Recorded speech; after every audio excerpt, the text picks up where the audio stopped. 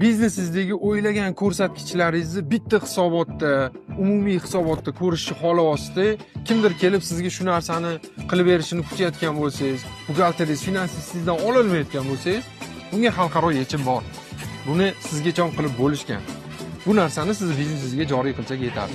Assalomu alaykum. Meni ismim Amon Olimov. 13 yildan buyon ITdaman va oxirgi yillarda Odoo ERP degan xalqaro tizimni O'zbekistondagi tadbirkorlarga joriy qilish bo'yicha ishlayapman va bu biznesda 15-25% gacha oborotini oshirishga yordam bermoqda. Aynan siz optim savdo, B2B va B2C retail bilan shug'ullanadigan tadbirkor bo'lsangiz, ayniqsa sizga bu ko'rsatkichlar juda yordam beradi. Aynan shu uchun ko'rsatkichlar qanaqa ishlashi bo'yicha bepul video dars tayyorladim. Bu video darsni qo'lga kiritish uchun kommentariyada Odoo deb yozing va buni sizga tashab qo'yaman. Ko'rsatib, xulosalaringiz bilan bo'lishingiz mumkin.